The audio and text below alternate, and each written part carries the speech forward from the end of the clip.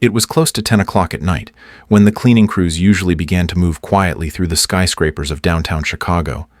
Inside the glass tower of Brightwell Technologies, a man named Mark Dawson carried a mop and a bucket down the empty halls. His shoes barely made a sound against the polished floor. The offices were quiet. Only the soft buzz of lights and the distant hum of machines kept him company. Mark was a single father, and while most people in the city never noticed him, he worked each night with steady dignity, determined to provide for his two little girls. At home, Emily and Grace, his twin daughters, practiced cleaning with toy mops and tiny spray bottles. They liked to pretend they were helping their father even when he was away. To them, he was not invisible. He was their hero. Mark always told them that every job mattered, even if no one saw it. He said the work of people like him was like the roots of a tree, hidden, silent. But without them, the tree would fall. Those words settled into the girls' hearts, shaping the way they looked at the world. In another part of the city, under bright chandeliers and flashing cameras, Catherine Langford stepped onto a stage. She was 38 years old, CEO of Brightwell Technologies, admired for her sharp decisions and flawless presence. The press watched her every move. Her dresses were elegant, her speeches polished, her image untouchable. But her eyes carried the distance of someone who had been betrayed before. She had learned to keep her heart closed, building walls higher than the skyscrapers she controlled. Success had given her power, but it had also left her cold. The contrast was sharp. While Mark pushed his cart of supplies under dim golden lights, Catherine stood in front of hundreds, her face glowing under camera flashes. He worked in silence, bent over a desk that was not his own. She commanded attention, her voice echoing through a grand ballroom.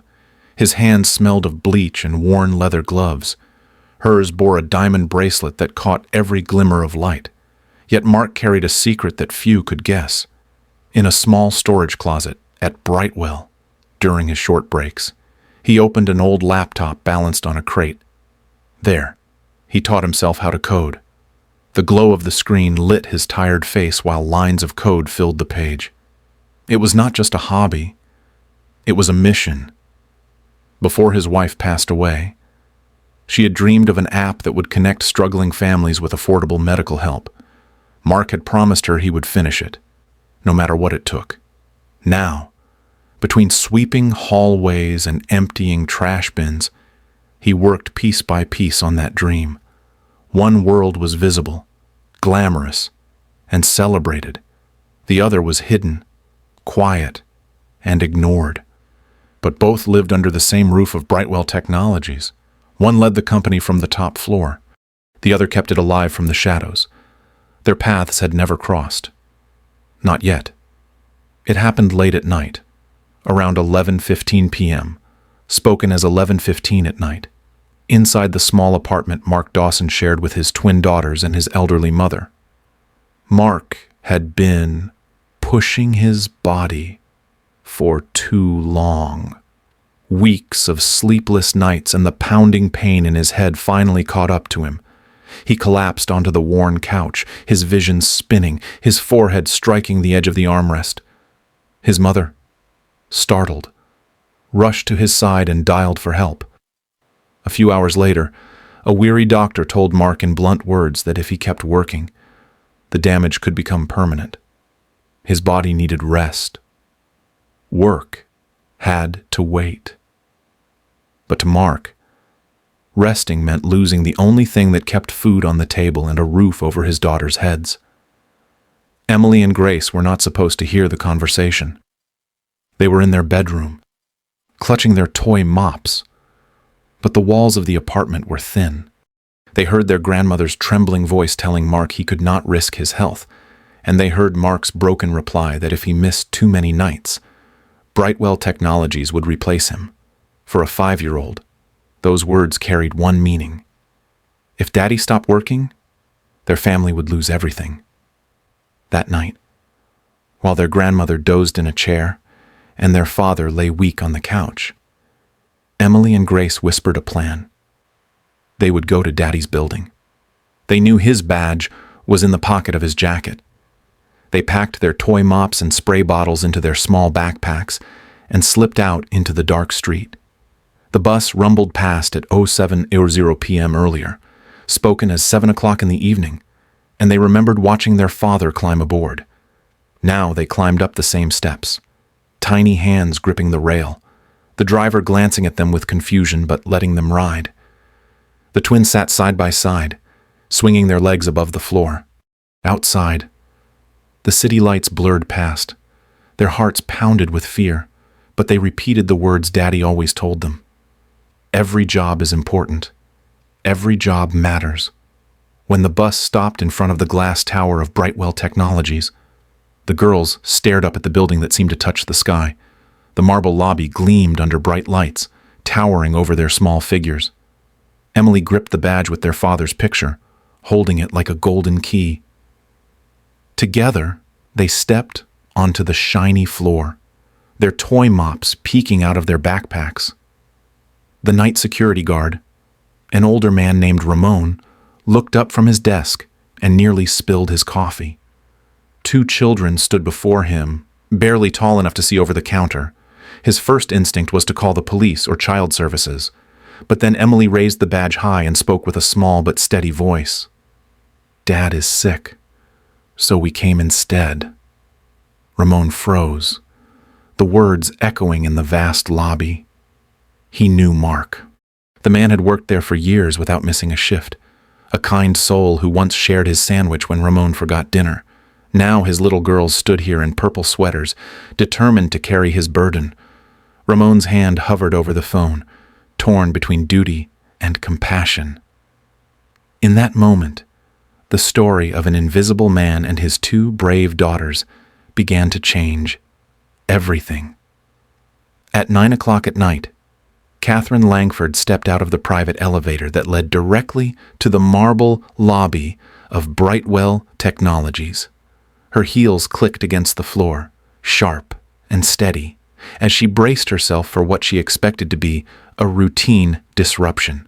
When the head of security called her, he had been vague, only saying she would want to see this for herself. She had pictured an intruder, maybe a disgruntled former employee or some activist group staging a late-night protest. What she did not expect was the sight that met her. 2 small girls stood together, their purple sweaters bright against the white marble. In their hands were plastic toy mops, the kind you might find in a children's playset. Their backpacks bulged with little bottles and rags meant for play. The older one, Emily, clutched an employee badge almost as big as her hand. Her chin lifted with determination. Catherine blinked, certain for a moment she had walked into a dream. Her first instinct was irritation. Children did not belong in her lobby at this hour. Her voice came out cool as she asked who they were and why they were here. Ramon, the guard, explained in a rush that these were Mark Dawson's daughters. Catherine knew the name faintly. He was part of the cleaning crew, one of dozens she never met, a man whose work passed unnoticed while she made decisions on the top floor. Emily stepped forward before the guard could say more. She spoke with a steady, almost rehearsed tone. "Daddy taught us that every job is important, even when no one sees it." Catherine felt herself pause, the words unexpectedly catching her. She studied the girl, who extended a small hand as if offering a professional handshake. The gesture almost pulled a smile from Catherine, though she quickly straightened her face. Curiosity stirred, against her better judgment. She led the girls to the private elevator and pressed the button for the top floor. As the car rose, Emily and Grace marveled at the lights, the mirrors, the soft music. Grace whispered that Daddy worked all the way up here, that he waved to them from the windows when they looked out at night. Catherine said nothing, but a flicker of unease settled in her chest. When they reached her office, the girls set their toy mops on the carpet and began describing their father's work. Emily explained how he always cleaned the corners because that was where dust liked to hide. Grace demonstrated how he had shown her to wipe in circles so nothing was missed. Their small voices carried pride, not shame. Catherine listened, and for the first time, she saw Mark Dawson, not as a name on a payroll list, but as a man who had built meaning out of a job others dismissed. Driven by an impulse she barely understood, she pulled up his employee file on her computer. The record was immaculate. 3 years of work without a single absence, not one complaint. Notes from supervisors praising his dedication. Then she noticed something in a small section tagged by IT. Reports of a night worker who used the network during breaks, studying coding languages. Catherine leaned forward. The logins matched Mark Dawson. He had been teaching himself programming during 15-minute breaks in a janitor's closet. She turned back to the children, her face unreadable. They were busy demonstrating how their father pretended the office was a stage, making it sparkle while everyone slept, telling them it was like being a tooth fairy for grown-ups. Catherine felt a tightness in her throat she had not expected. The invisible man who mopped her floors every night was not just surviving. He was building something greater, quietly, with no recognition. The revelation hit her harder than she wanted to admit. She had thought of him as part of the background, someone necessary, but faceless. Now, in the innocent words of his daughters and the cold facts on her screen, Mark Dawson stood revealed as something else. A father holding his family together. A dreamer who had not let go of hope. A man with the discipline of a soldier and the vision of a builder. In that moment, Catherine's perspective shifted, though she kept her expression controlled. She realized that the person she had overlooked for years was, in many ways, stronger than anyone she knew at the top. Catherine sat with the 2 girls in the vast boardroom on the top floor, the city stretching out beneath the glass walls. It was 09:45 p.m., spoken as 9:45 at night, but the room felt timeless. Emily pressed her small hands against the window, pointing toward a cluster of old apartments far in the distance. "That's where Daddy waves to us every night," she said softly. Grace nodded, her face solemn. "He tells us when he's up here. He can almost see us, and that way we never feel far apart." The words struck Catherine harder than she expected. She had stood at this very window countless times, gazing out at the skyline, but she had never once thought about the families looking back. She kept her face still, yet inside something was shifting. She asked about their mother, almost without meaning to. Grace answered matter-of-factly. Mommy was a nurse. She got sick and died. Emily added that Daddy works extra hard because he promised Mommy he would keep them safe. A memory flashed through Catherine's mind. 3 years earlier, when her own mother had been in the hospital, there had been a young nurse who went beyond her duties. She had sat with Catherine on nights when the fear was too heavy, reminding her that love was not measured in hours, but in choices. That nurse's name tag had read Laura Dawson. Catherine's breath caught. She looked at the children again, their faces so open, and realized these were Laura's daughters. For the first time in years, the mask she wore cracked. The cold, calculated CEO was gone, replaced by a woman shaken by a debt of kindness she had never repaid. She felt a sudden pull of responsibility, as if fate had placed these children in her path. The thought of Laura's husband, breaking his body each night to fulfill his late wife's dream, hit her with full force. She could no longer see him as a janitor. He was a man of extraordinary will, raising 2 girls alone, carrying forward a mission born out of love. Catherine stood abruptly, her chair scraping against the polished floor. She pulled out her phone and dialed the head of operations. The man answered groggily, complaining about the late hour. Catherine's tone was sharper than steel. "Reinstate Mark Dawson immediately. Full back pay. No excuses." She cut him off when he tried to argue about policy. She said clearly, "I own the company. The policy just changed." She did not stop there. Within minutes, she had finance, human resources, and IT looped in. She ordered them to prepare a transfer for Mark, from night cleaning to the junior development team. She demanded his pay be adjusted to match the night differential, his benefits restored, and his enrollment in the education assistance program fast-tracked. Resistance rose on the other end of the calls. She silenced each objection with the same line. "This man has been building software on 15-minute breaks while cleaning your offices. He is more qualified than half the developers you've hired." As she hung up, she looked back at the girls. They had drawn on the whiteboard in crooked lines, a picture of their family standing under stars. Emily pointed and whispered, "That's Daddy at work. That's Mommy in heaven watching." Catherine felt her throat tighten. She understood in that moment that she was no longer a bystander. She was now part of this story, bound by gratitude to Laura, by respect for Mark, and by the bravery of two little girls who had forced her to see what she had ignored for too long. The drive back to the Dawson apartment was quiet.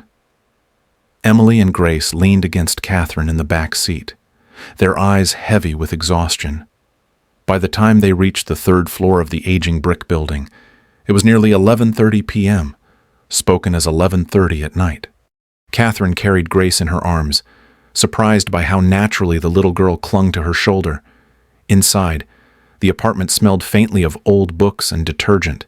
Mark was sitting on the couch, hunched over a battered laptop perched on a TV tray. His face was pale, the lines under his eyes deep, but his fingers moved over the keys with a stubborn rhythm. Catherine paused in the doorway, taking in the sight of a man pushing himself past his limits for something greater than himself. When he noticed her standing there, his hands froze. He tried to rise, but his legs wavered. Catherine told him firmly to stay seated.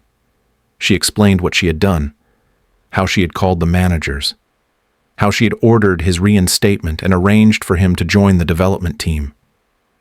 At first he just blinked, shaking his head, as if he had misheard. Then his eyes filled, the disbelief raw. He whispered that this had to be a dream. Emily and Grace ran to him, clambering into his lap. They asked if they had really helped, if going to the building had truly made a difference. Mark wrapped his arms around them, tears spilling down his cheeks. His voice cracked as he said they had saved everything. Not just his job, but their future. The words came out broken, but full of truth. Catherine felt her own chest tighten. She had trained herself for years to never let emotions slip through, but watching this family hold on to one another cracked something inside her. Warm tears slid down her face before she could stop them. Emily looked up at her and smiled, as if the sight of the powerful CEO crying was the most natural thing in the world. For the first time, Catherine allowed herself to feel the weight of what she had almost overlooked. These were not numbers on a spreadsheet, not invisible workers passing through hallways at night. They were people with love, loss, and dreams worth protecting. In that cramped apartment, surrounded by peeling wallpaper and secondhand furniture, the walls she had built around herself began to melt. 6 months later, the auditorium of Brightwell Technologies pulsed with anticipation. Rows of employees filled the seats. Executives stood in the back, and a line of cameras from local media pointed toward the stage. For once, the spotlight was not on Catherine Langford, but on a man most of them had only known as a night janitor. Mark Dawson walked out under the lights, his shoulders straighter, his frame healthier than the gaunt figure who had once pushed a mop through silent halls. He wore a suit that fit him well, the fabric crisp against his skin. His daughters, Emily and Grace, sat in the front row, their eyes shining with pride. Mark paused for a moment, looking out at the crowd. The applause rolled over him like a wave. It was 10:00 a.m. spoken as 10 o'clock in the morning, yet his heart raced like it was midnight on the bus ride home after a long shift. He gripped the podium, steadied his breath, and began to speak. He explained how the new app worked. Families who struggled to find affordable health care could now search, schedule appointments, and even access translation for emergencies. What had started in the cramped space of a janitor's closet was now a tool tested by thousands, already connecting tens of thousands more to help they had once thought impossible. His voice wavered only when he said this app was built in memory of his wife, Laura, the nurse who believed no one should go unseen. When he finished, Catherine rose from her seat at the side of the stage and invited Emily and Grace to join him. The twins came running up, clutching oversized scissors almost too big for their hands. Together they cut the ribbon stretched across the front of the stage. The audience erupted, a standing ovation shaking the room. Cameras flashed as the two girls grinned, their father standing behind them with tears in his eyes. Then Catherine stepped forward, her voice firm and resonant. She announced a new program called Invisible No More. For the first time, Brightwell Technologies would honor the night shift and support every worker often left in the shadows. Scholarships would be offered for continued education. Opportunities for advancement would be created. And in the grand marble lobby where employees passed each morning, portraits of the night crew would hang proudly. No one who walked those halls again would miss the faces of the people who kept the building alive. The announcement sent a murmur through the audience. Then another round of applause, louder than before. It was not just about Mark anymore. It was about everyone like him. Those who had worked unseen for years. Catherine looked out at the crowd and said quietly but clearly that the days of invisibility were over. Mark's eyes met hers for a moment. The gratitude there was impossible to put into words. The man who once worried his daughters would feel ashamed now stood as a symbol of resilience. The janitor had become a builder, not only of software but of change. His journey had lifted not just his family, but countless others. The ovation thundered again, echoing long after the ceremony ended. It was the sound of justice delivered, of dignity restored. For the first time, the invisible had been seen. In his new office, Mark placed a framed photo on the wall above his desk. It showed Emily and Grace in their purple sweaters, clutching toy mops almost as tall as they were. The picture was from the night that had changed everything. Whenever he looked up from his screen, he saw their determined little faces and remembered that courage could come in the smallest forms. It was a reminder that his journey had never been about titles or recognition, but about love, sacrifice, and keeping a promise. Across the city, in a corner office filled with glass and steel, Catherine kept a copy of the same photo on her desk. She often glanced at it between meetings, the memory pulling her away from spreadsheets and numbers. The image reminded her of Laura Dawson, the nurse who once gave her comfort, and of how two children had taught her that leadership was not about standing above, but about lifting others. When she caught her own reflection in the frame, she no longer saw the untouchable executive. She saw a woman still learning to care, to notice, and to choose differently. At home, Emily sat cross-legged on the rug with Grace, repeating words they had heard all their lives. Every job is important, even if no one sees it. Their voices carried the same conviction as their father's, a truth passed down not as a lesson, but as a way of living. Mark, listening from the doorway, felt his chest tighten with pride. That evening, as the city settled into night, the Brightwell Technologies tower shone against the sky. Its lights no longer represented only power and profit. They carried a new meaning. Inside its walls, the invisible workers were no longer hidden. Their faces now hung in the lobby, their names spoken, their stories honored.